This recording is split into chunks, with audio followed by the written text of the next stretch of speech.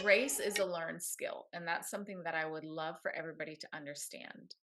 It is not something that you're born with, that some people get to have and you don't. I was not the most graceful growing up in my ballet classes. I really had to work at it. I really Hi, guys, and welcome back to my channel. I'm Simone Monet, and this is Halo Image and Energy Consulting, where we merge the worlds of personal style and personal development to help women with big dreams get to their next best level in life, whatever that may look like for you. So, if you're interested in learning how to use what you got to get what you want, then just keep watching. So, today we have the lovely Ariel here. And today we're going to be talking about something so incredibly important for developing your image and your personal style, a topic that we cannot ignore, which is body language, poise, and grace, and how you can essentially elevate your movements to match your elevation and your feminine energy. So, Ariel, thank you for coming on the channel today. I'm so glad to be here. Yay! I'm so excited. So do you want to tell us a little bit about yourself, your business, what you do and why? hmm So I am a feminine movement and mindset coach, and I help women become more graceful, confident, and authentically feminine. And I have been coaching women for 15 years. So previously, I was a dance teacher and I was working one on one with women and just kind of realized that this was a really big need and that so many women desire to be graceful but have just never been shown how. And because maybe they don't feel graceful, it's impacting their confidence. And for many, it's preventing them from tapping into their feminine energy because it's something that they really desire. So that's why I started this business. And I've also been a school teacher for many years as well. So I have a background in education. And I used to say I was like the kindergarten teacher of dance because I always kept it, really simple. And so I'm doing the same thing now, just really helping women master the basics of that beautiful, elegant, feminine movement. I love that. And I have to plug your Instagram right now because if you guys have not checked out her page, it is just so eye-opening when you do the demonstrations between, walking with your head held high and your posture upright versus, how sometimes we can rush through life or just have our head down and our shoulders crunched in.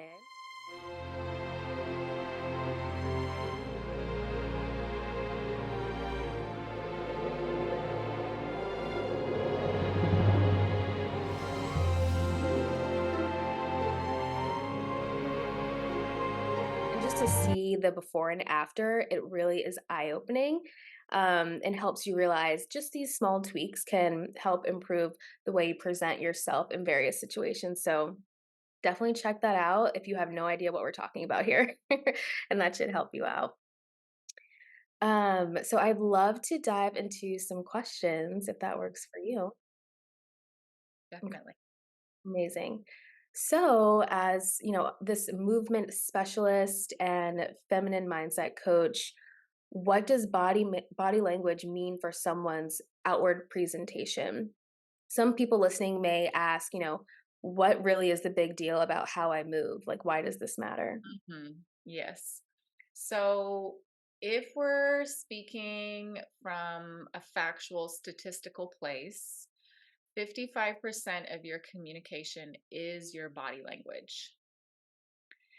And as we've talked about before, in reference to developing your personal style, there are some evolutionary, or you could say there's some evolutionary wiring that we'll just never be able to escape. And so we all make a subconscious read on another person based off of their body language almost instantaneously. It's just something that we all do. And when you are shrinking, which a lot of women tend to shrink because they have a fear of taking up more space and time for them, and there could be different reasons underneath that, but That's usually one of the big ones that I see. You are unknowingly projecting your insecurities into the world and leading with them. So, the big deal about how you move is what kind of um, presence do you want to have? And what kind of impact do you want to have? How do you want to make others feel in your presence? If you are a woman who wants to become more magnetic, you want to lean into that feminine side, then you cannot show up with body language that doesn't match, because they have studied and shown that, let's say your body language is saying that you don't believe in what you're saying, or you're not convinced, or you're not confident, then it literally doesn't matter what words you use. The Yeah. person observing you is always going to default back to your body language. So, in terms of your presence, and that's something I really like to cultivate with my clients, is their feminine presence. We are so concerned with the things that we're saying that we're forgetting about the other, what is it, 93%, I think is what it is actually nonverbal. So it makes a huge impact in terms of how you're perceived by others and how you perceive yourself. Because when you see yourself in the mirror showing up that way and shrinking and, maybe rushing, maybe being awkward, maybe being clumsy, then you start to develop a story about yourself that can be somewhat negative and impact your self esteem. So it's huge. It's part of that visual input that we all receive by seeing other people and seeing ourselves. Yes. Oh my gosh. I feel like it really is a feedback loop, right? Like when you are portraying yourself in a certain way and seeing yourself, it almost reinforces those beliefs, right? And then it's so funny because I did this very strange, like, deep dive into all these, like, body language videos on YouTube talking about, like, oh, how to tell, like, analyzing people's body language in the media, right? Like, to see if they're telling the truth or to see, different ways their body language is impacting what they're actually saying. And it's so true. Like, if you are walking into a business meeting and you're fiddling with your hair or biting your lip or just twiddling and twitching and all of that, it can portray a sense of maybe distrust because you are not really honed in on what you're saying and you are focused on other outside things and you're coming off as distracted or maybe disengaged from what you're saying. So it's so interesting that we can actually use body language to not only reinforce our words, but also reinforce the way we are perceived going forward in all of our interactions, which I think is huge for women in so many different arenas of life. I'm all about helping women step into their radiance and level up on every single category, physically, financially, you know what I mean? Like all of the categories. And I think that showing up in your best energy is a huge piece that helps you get there. Because, like you said, it's not necessarily something that people can put their finger on, but we know it when we see it. It's just that, there was something about her that just wasn't convincing. There was just something about him, like him or her, you know what I mean? That, ooh, you know what? I think I'm going to go with this person. And it could just be the way that they're standing, that Ab- we feel more attracted to them. And I don't necessarily mean in a romantic way, but attracted to them because they're open, Mm. they're confident, they're composed. It's Yes. really powerful. This is so interesting. And I'm kind of going a little bit off script here, but I'm dying to know what you think about like the fake it till you make it mentality, with body language and confidence. Can someone kind of, learn from you and put on the body language without kind of doing the personal development piece too on the inside? Like, do you think one can, like, come before the other, or is it tandem? Can we fake it? What do you think? Yes, you can fake it. I encourage both, and that's why I do both. Because in my 15 years of coaching women and helping them to become graceful, I realized that there are a lot of internal blocks, a lot of internalized shame, um, limiting beliefs that we have from growing up as women in the United States. Winning. Just to touch on the subject. So there are lots of reasons why you could have these blocks, but 100% endorse the fake it till you make it. I think that trying first and allowing the confidence to come second is the way to go. Because if you sit and wait for yourself to feel perfect at home alone before you go out and try whatever it is that you want to try, maybe it's making more eye contact, because I know for a lot of women that can be really tricky. If you are sitting and waiting for the perfect feeling and to finally feel confident and to finally feel whole after doing your inner work, you are wasting your time. Oh my gosh, and we talked about this in the other video we filmed, but, you have to actually get up and do the hard thing Yes. to build the confidence around the hard thing, right? Like, you have to do the trial and error, you have to, build the muscle memory, right, of figuring out how you can do these things and make them feel natural to yourself. And that occurs with, trying over and over and over again. So I love the idea of just trying until you get it, even if you have to fake it for a little while. Mhm. So I mean, I'd love to hear more about your time as a dance instructor and what you can say about the difference that you saw when someone started carrying themselves differently. Did you see, an automatic shift in confidence and self-image, or, just what have you experienced with your clients? Yes. So, kind of going back to that note about, repetition is mastery and we have to try. Um, Grace is a learned skill, and that's something that I would love for everybody to understand.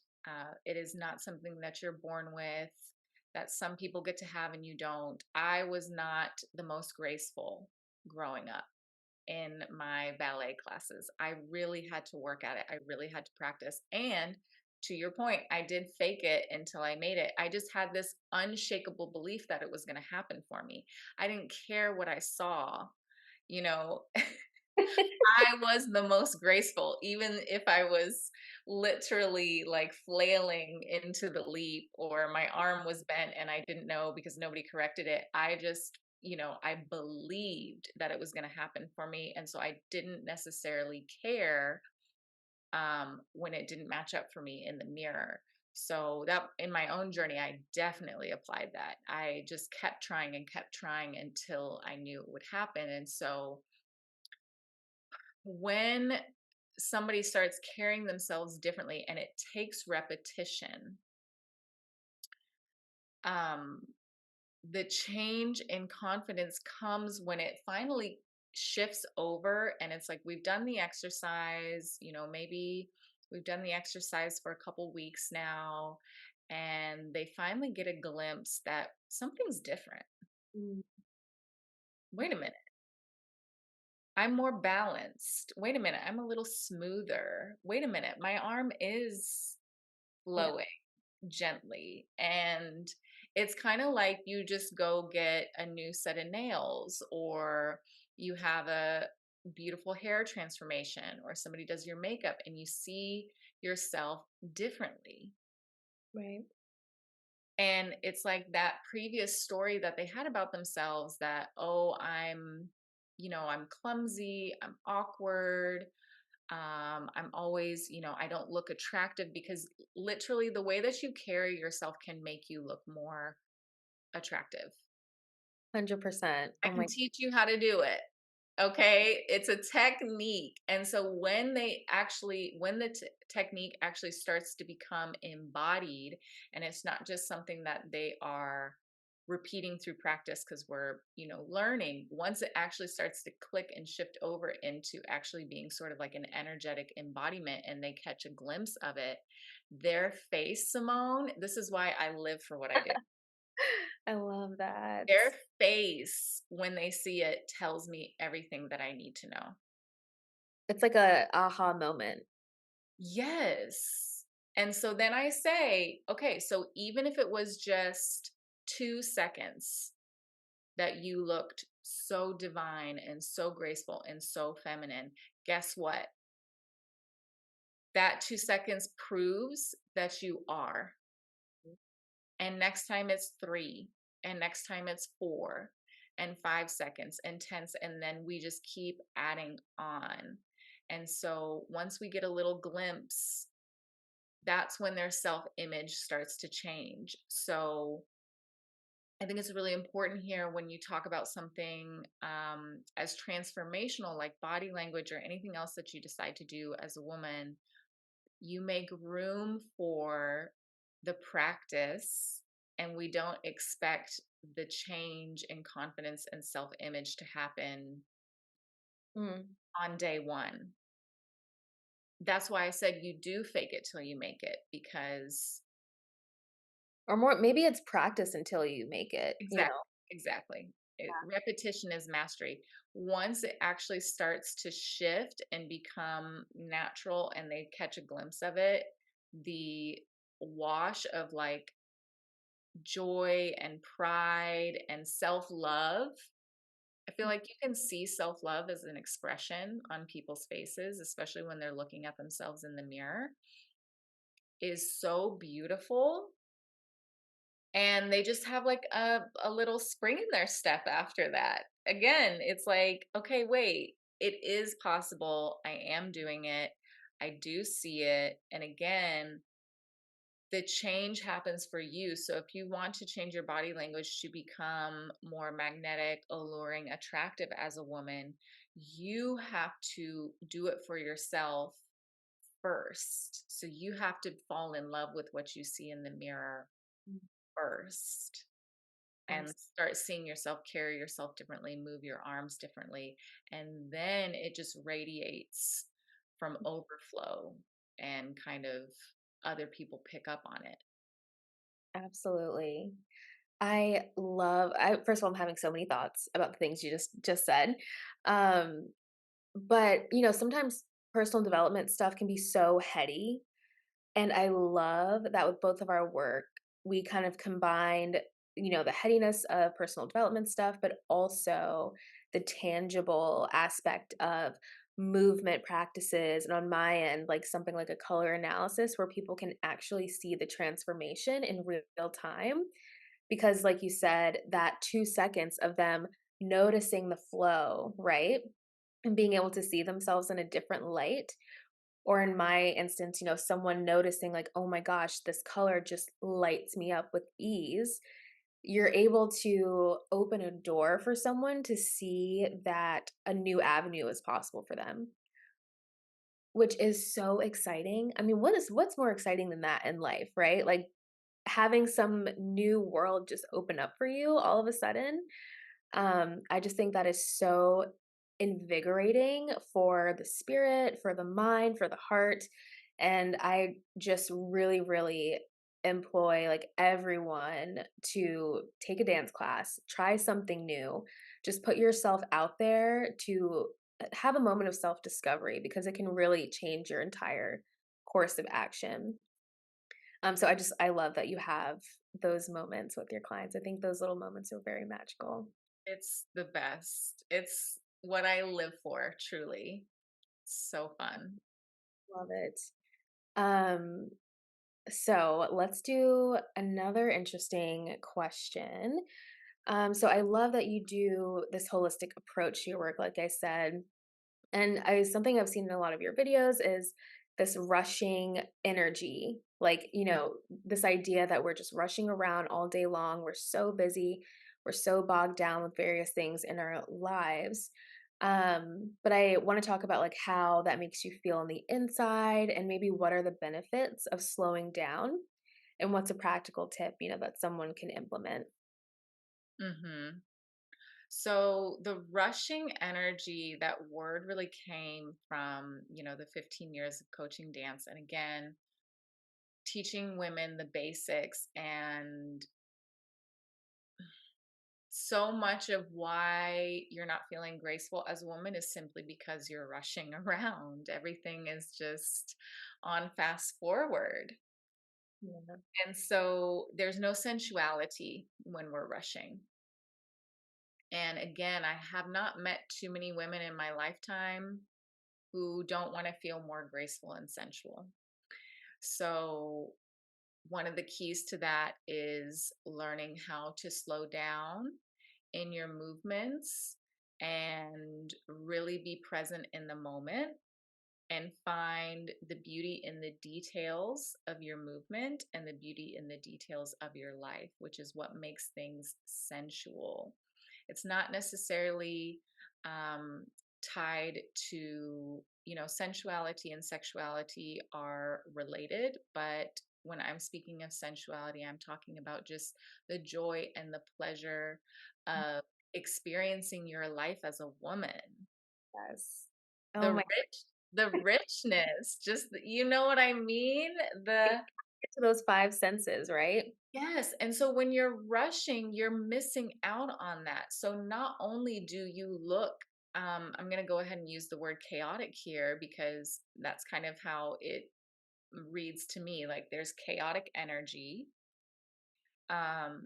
There's you pick up on a sense of anxiety when people are Yeah. rushing either in their steps or in conversation, trying to hurry the conversation along. It's almost as though, and again, I've been doing this work a long time, so I I have different readings that I can kind of give people. And so a lot of times when women are rushing, um, something has happened where they just are not comfortable in their own skin and with themselves in the moment. They're trying to escape the present moment through rushing and adding more busyness, adding some distraction of some kind. And so you're not only are you, ramping up your stress hormones by physically rushing, but internally, you're exhausting yourself. Burning out. Yes, and just feeling, like I said, disconnected, dissatisfied, anxious, you know, a lot of negative emotions that we don't want to cultivate when we are in that constant state. So, by learning to become more embodied and taking our time, two things happen with my clients. Number one, they really start to feel more graceful. Mhm. They start to feel more calm in their movements, and then they also feel less anxious. A lot of them report back to me that the anxiousness has started to die down because they've practiced the physical piece with some of the inner work. But it's really like you said, the inner work can be heady, and I'm answering like several questions at once, and it's all going to come together. Um, but I'm really about practicality because I was a school teacher. So you can't just like warm and fuzzy feel your way into being more calm and being more graceful, and you can't just like warm and fuzzy your way to, knowing what looks best on your body and your colors. Like there's an actual technique. Mm. There's an actual technique, and that creates less anxiety because now you don't have to wonder what are you supposed to do. You know what I mean? There's a I dislike those too open-ended kind of feminine energy type of coaching because it's like, okay, but there is a way that you can do this that's been proven that takes the guesswork out of the equation. So when we focus on the body first and then follow it up with the inner work and start to work on the mind, the two begin to work in harmony. and my clients feel much more calm and composed, much more graceful. One just came back from a big work trip, and she said this was like the first time she had really felt like more calm and more composed. One that I had worked with, she was at the airport and she said she felt, yes, she was like, this is the first time in my life I felt like I was exuding the serenity, and everyone else, I could see everyone else rushing and frantic and chaotic. And I was just, you know what I mean? Because what I recommend to women is that we stop rushing and we find that grace and we find that composure, because you want to keep that extra energy to put into yourself as a woman. Maybe you have a business you want to run, or open. Maybe, there's a creative project you want to start. Um, Maybe you want to work on your wardrobe. Yeah. Maybe, you have a garden you want to design. It's like when you are giving away that energy by getting lost in the chaos, it's stealing from your own radiance and your own beauty of your life that you want to create. Oh my goodness. That is so true. Like it's depleting from the inside out, right? And I so sympathize with everyone in this, day to day modern time. We're so overworked.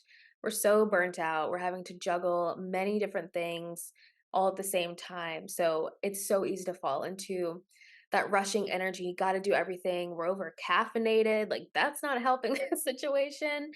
Um, so I have my own practices that I use to keep me grounded as well. Even something as simple when you notice that tension in your body, like taking a couple really, really deep like breaths throughout your whole body to just calm the nervous system a little bit. And then actually learned this from a book I was reading called Feminine and Powerful by Rachel Jane Groover.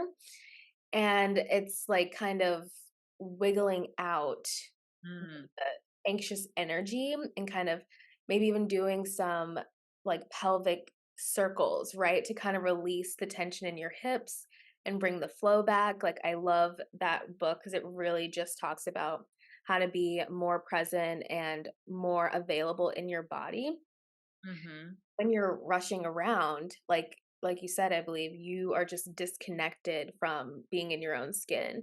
You're trying to rush through the moment.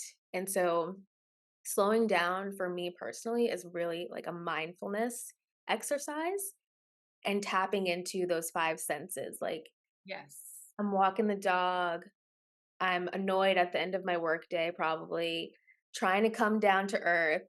But then I always take a look up at the trees, like the leaves I'm passing by, and they're gentle, kind of flowing, and just noticing. I love nature. So just noticing the beauty and the stillness of the nature around me, it almost like it just brings me back to a very calm, relaxed state. And I'm able to just like, you know, Mhm, go. And just releasing that stress, the tension, you know, reminding myself that I'm always on time, on my own timeline, mhm. really, really takes the rushing out of it. So I think this is something everyone needs to kind of pay attention to if they want to really get their nervous system to a calm place. Yes. I love what you said about nature, and I know you had asked for a practical tip.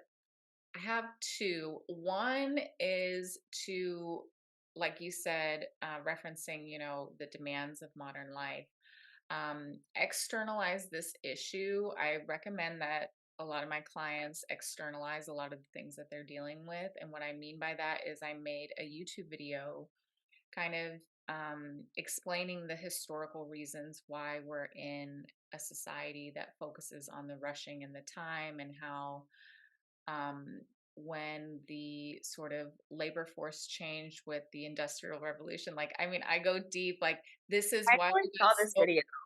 Did you watch it? I did. I was blown away. I was like, who is this girl? What is she like? Listen, This is crazy.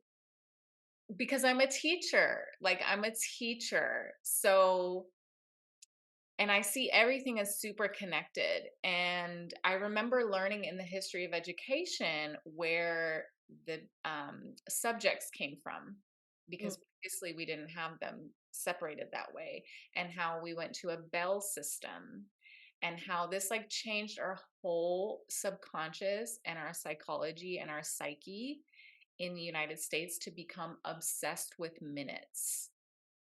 And I think that when literally. And so this is why I recommend and I do this work on a deeper level. Like I have my movement makeover course, which we'll talk about. But when I go deeper with my clients and I go deeper on these topics and I recommend like externalizing, what I mean is this is not your problem. Mm. This didn't come from you. There's nothing wrong with you. You are in an environment that is demanding this of you, but this isn't like your homeostasis. This isn't, and again, we go back to nature. So when you go back outside and you connect, and that's, I love that as the practical tip. Like I've recommended that my clients, go take a walk outside by a river. And if you stop and you watch the water flow, it is very much like bringing yourself to a meditative state. It has an effect. The visual impact of watching the water has an effect on your brain waves and will start to slow you down. And so, externalizing these issues and not thinking that there's something wrong with you can Mm. help you heal from them faster, because it's none of us chose this. None of us chose the 40-hour work week, and like you said, the Not caffeine. our choice. I've cut out the caffeine. Yeah, I used to work 14 hours a day easy. At one point I worked 3 jobs. Like I get it. But Yeah. I invite, people to broaden their perspectives and look at the big picture and realize that a lot of the issues that we're facing in terms of what we need to do for inner work literally have nothing to do with us. It's not even something that we came up with. So externalize it. Like I'm big on, you know what? Got nothing to do with me. Yes, exactly. And it's like, it seems kind of like you're shifting blame, but it's I love that mindset, and I am always in my own world as an Aquarius, but I love the idea of releasing ownership of certain things and doing what's best for you as much as you possibly can. And kind of going back to the caffeine thing, kind of off topic, but whatever. I love a holistic approach. I also went down to only drinking like green tea and decaf occasionally because literally it jacks up your cortisol, which is literally the stress hormone in your body. And I was reading this book called Caffeine Blues and just learning about like the origins of like the coffee break. Essentially, that was, and maybe I could be misquoting it, but essentially, factory managers or whatever would give people coffee breaks because we're only really designed to work like 4 hours at a time until we need a break. So then they would implement these coffee breaks like, oh, here, do something fun, take a break. But really, they're trying to jack you up so you can do more labor. And I'm like, this is not good, especially for women. Right. So, um, the knowledge. So that's why I also love that video you did on YouTube because it was so fruitful with the knowledge of why things are the way they are and how they actually impact us. And so once you kind of course, like the more you know, the better you can do. And so I definitely encourage people to kind of get educated about certain things and then be able to make those decisions about what's going to be best for them. once you start pulling at the thread, Simone, and it's funny you said you're an Aquarius because I'm a Scorpio, Oh and my I have a special affinity, I think, with what is the plural of Aquarius? God. Aquarii, because of the desire for knowledge. I feel like is something that is a characteristic. Those are pieces that I like to take anyway.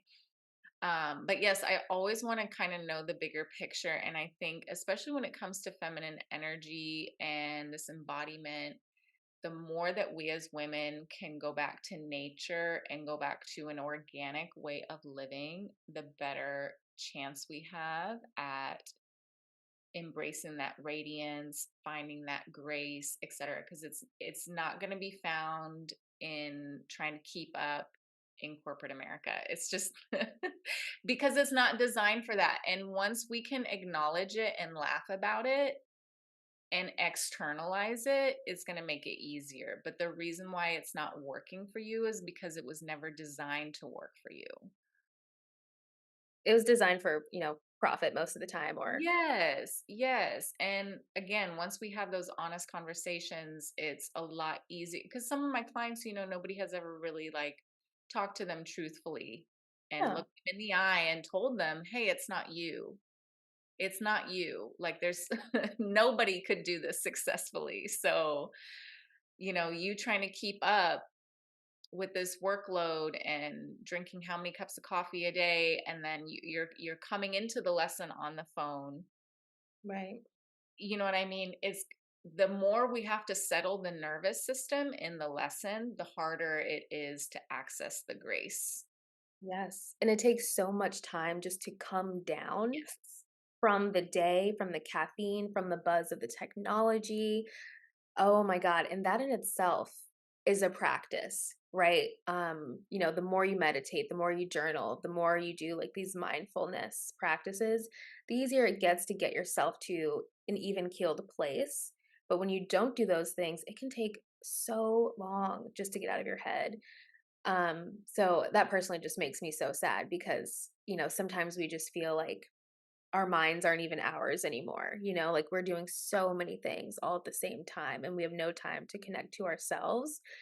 So that's why I love that personal development, inner work, different types of coaching and courses are becoming more accessible and for so many different topics because we have become very disconnected from ourselves and the needs that we have to feel better, do better, look better, etc. So um, I'm just excited about what we get to do, you know? Connect back to ourselves. Yes. Most important thing because what can you do if you're not, at a good, even keeled level with your own self? Totally. Heavy stuff. Mhm. I'm like getting mad a little bit. Well, I feel you, but again, I think once it's out in the open, once we can talk about this more openly and really speak to the elephant in the room about how this labor system has not been it's really not designed for anyone, Mhm, not just women. Like it's not healthy for anyone. So I think once we can acknowledge that, for me when I'm working with clients, once we really start talking about that, and that's not always the topic, but it comes up like, well, why can't I keep up with this, and how do I manage this? And I'm like, well, you can't. You're going to have to pick what you can and cannot do for the day and make peace with it. You shouldn't be having to like stimulate yourself to a place of you're feeling sick and wired at the end of the night, mhm, just to try to make it through.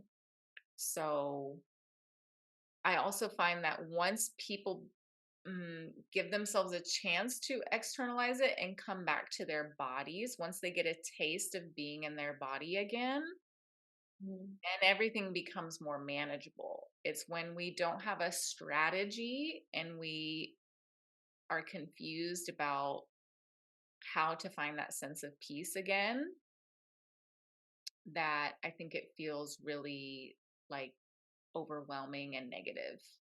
But Yeah, once we calm down and get back into the body, and once we see a little feather arm floating in the air, it's like, okay, I can do this. You know what I mean? Because grace is a power that always stays with you.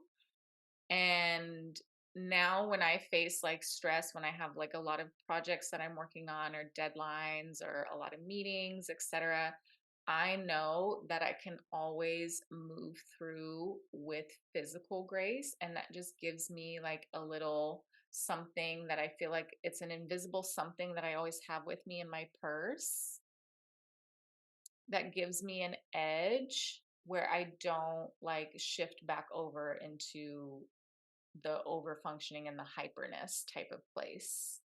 So it literally is like Tai Chi that it like, except it's like prettier, you know? Not that Tai Chi isn't pretty, but it's like it has its own aesthetic, but it like it just gives you this superpower as a woman to be like you said, everything's always going to get done.